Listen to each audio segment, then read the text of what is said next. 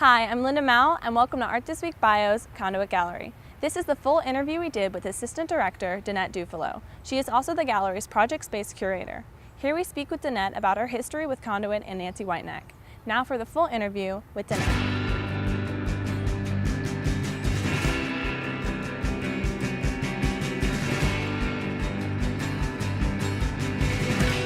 So, what's your relationship with Nancy and how did you two meet? I work for Nancy. We met. I was working as a waitress in a cocktail bar. Just kidding.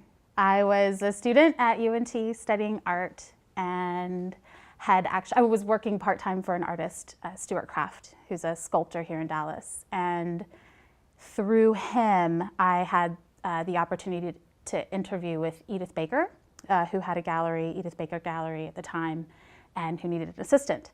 So I had an interview with Edith. I wanted to really become more involved in the art scene in Dallas and didn't get the job.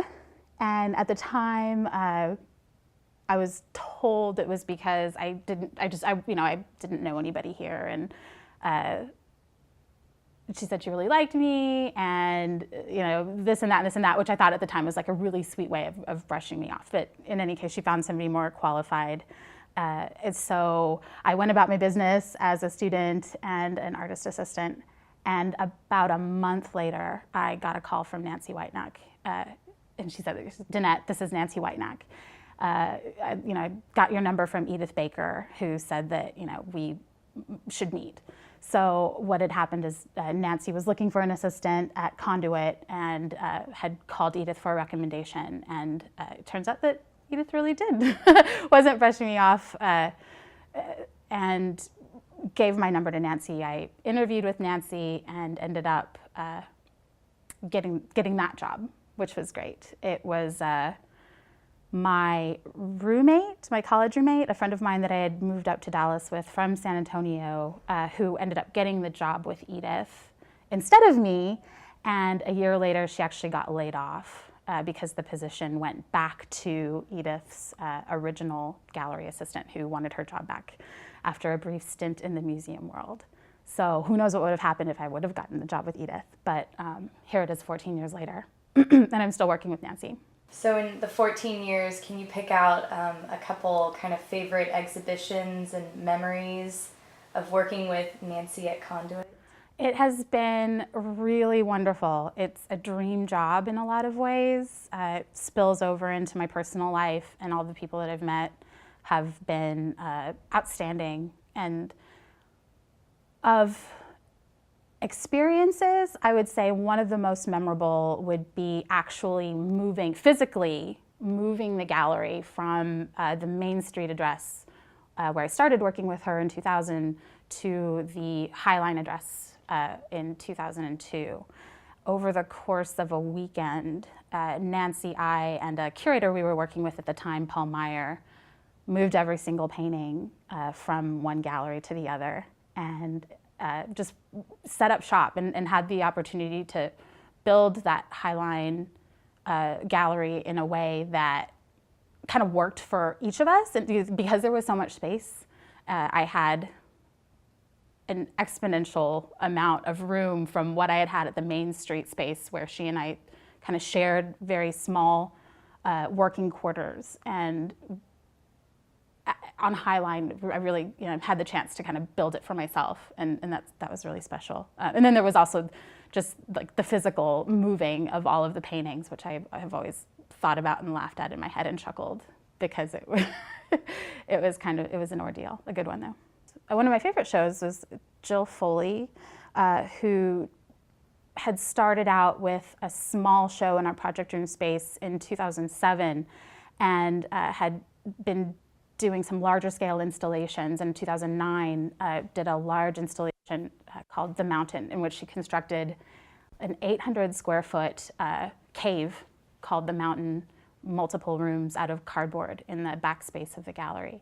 And she filled it with her dreamlike creations, puppets, paintings, drawings, this kind of interior world that I think shocked a lot of people and delighted a lot of people.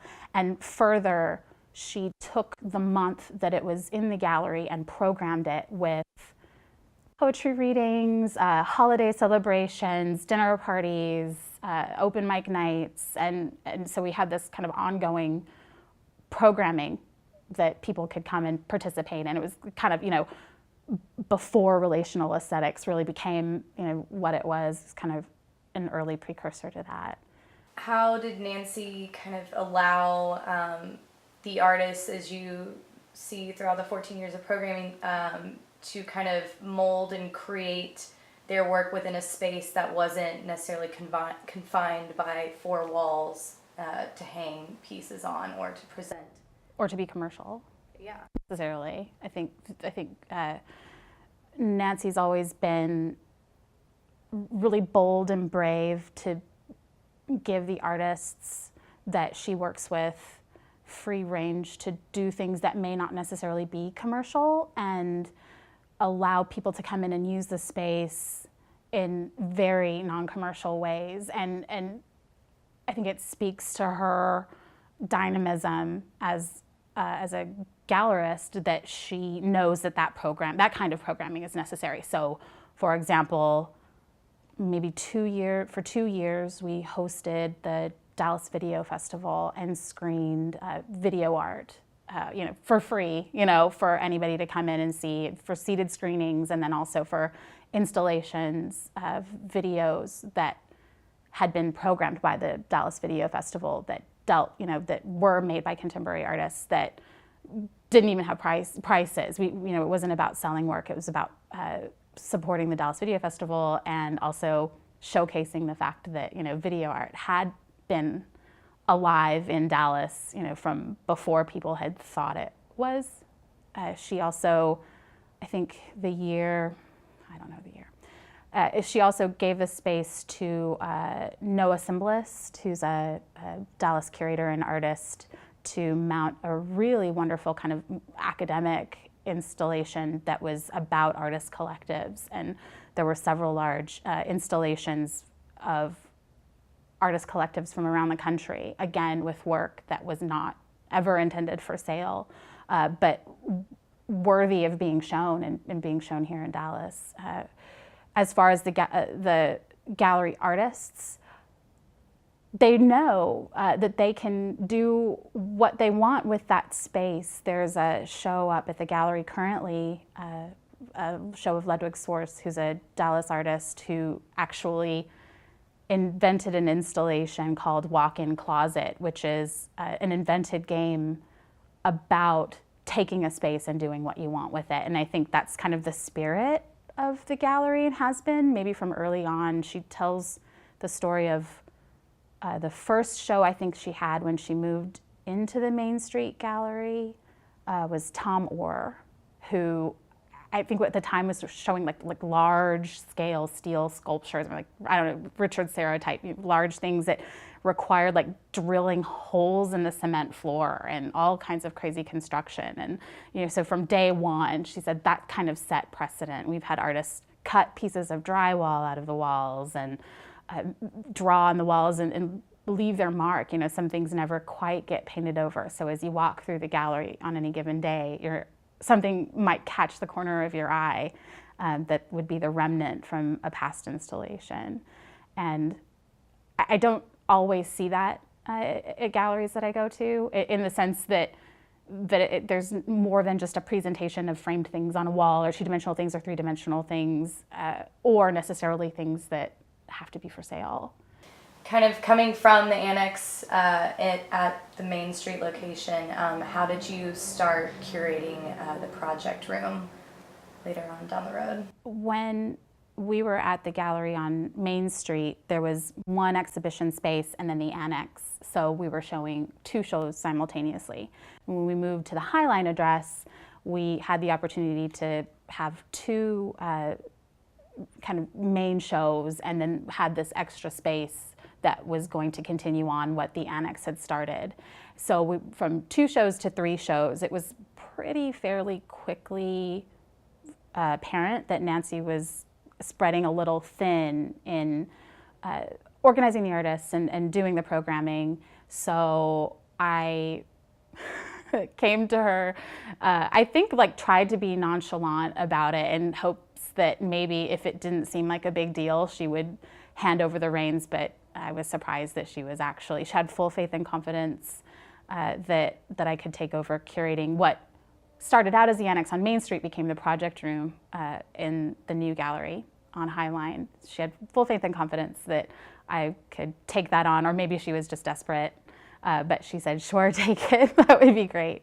So my first show was maybe half a year after we moved into that location, and it was an artist that I had known from UNT, Bradley Brown, who did a really wonderful installation that had kind of multimedia elements, photography, installation, sound, and got a lot of really great attention. And in my head at the time, I'd had this kind of list of artists that I had known from Denton, and then also a longer list of artists that I had always known and liked from when I lived in San Antonio. So that's where I kind of started. And again, I guess that was 2002, and over the years, it's become, one-person shows, mainly artists who have probably, never had a kind of solo gallery show, even in any kind of scale or scope. So a lot of artists maybe first time dealing with the kind of machinations of what it means to have a gallery show and just the installation and whatnot. So it's continually fun, I'll say that. What were maybe one or two of your favorite shows that you have curated since that point of opening? Favorite shows from the project room, I loved so again, Jill Foley, who I believe in so much as an artist. She had just finished her undergraduate work at Texas Wesleyan and was doing paintings at the time, and had this it was like small show, and that there were a few paintings, but she was painting kind of quite large, and so the scale of this small space, these large paintings kind of quite didn't make much sense, but I was so crazy about the paintings that I just stuffed as many in there as I could, kind of side to side, and it was excellent. Those paintings really still haunt me. They're so well done. Also, Bradley Brown, that first show, it was a high watermark, and has always been kind of hard to beat, one to really think about when particular installations have come through, because he thought about this space in a really wonderful 360 way. In taking this one idea, which was the idea of a schoolroom, and incorporating objects, school desks, and the idea of learning. And we were both finishing North Texas at the time, and kind of ending one part of your life and moving on to another. It was just really crystallized what we were both going through at the time. I would say I'm always looking forward to what's coming up next in these artists that I'm just starting to be in communication with, and so always excited about the possibilities that all these new people bring, or that we'll be bringing to Dallas, if they're from here or if they're from somewhere else. So that's always constantly on my mind.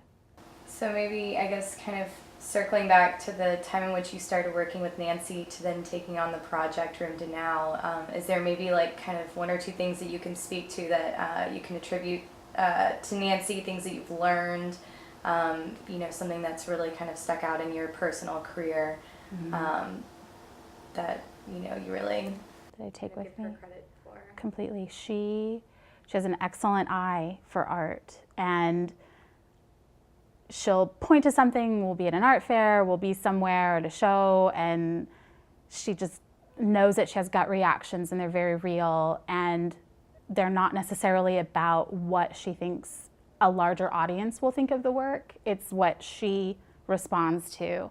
And I've gotten to see the process of her discovery of an artist or an artwork, and then the presentation of it at Conduit, and then other people's response to that, which some people may like it, some people may not, but she's just got this kind of preternatural sense of work that's kind of charged, that has some kind of an excitement, you know, even if it's very quiet, even if it's all monochromatic, that it's got something that can pull something out of people. I think she's got an excellent eye, and I think that she can throw a party like nobody else can. I've learned a lot about hosting and entertaining from her over the years. Again, something that she does with Conduit, with her space, that I don't see a lot of other gallerists doing. We had a summer of, I forget what we called it. It was like eight crazy nights, or, you know, Summer is Electric, where we just thought of the craziest things that we could do with each Friday night over the course of what we thought was going to be a boring summer. So we had salsa dancers come in and teach us salsa, and we had a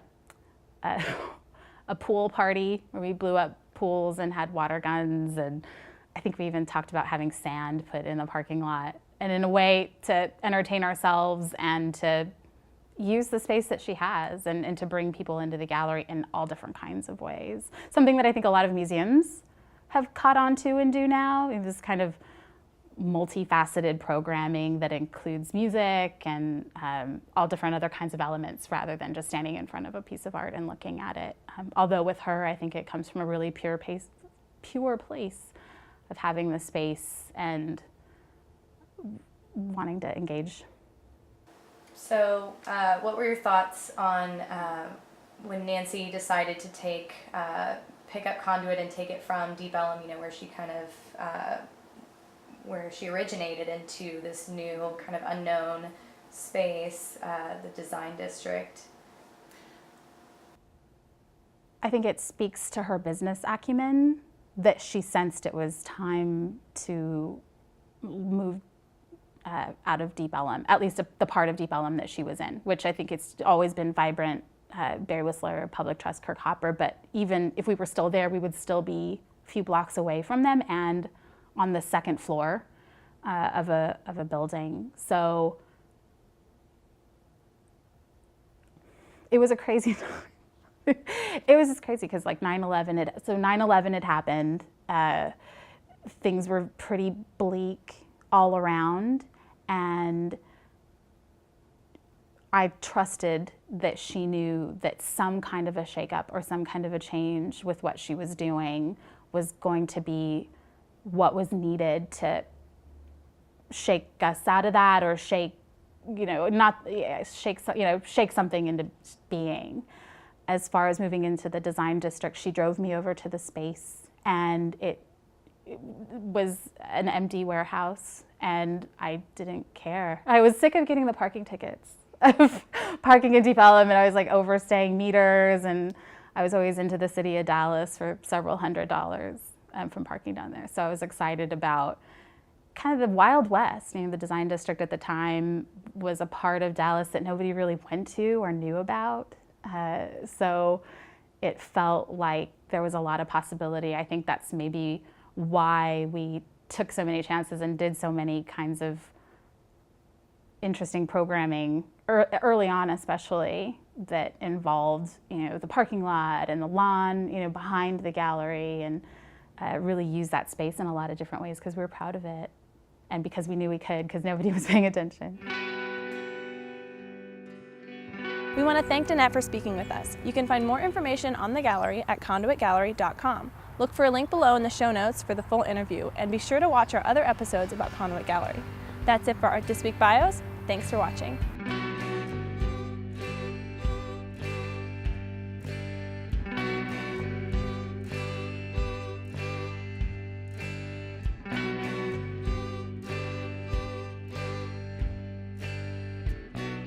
I still got your Polaroid.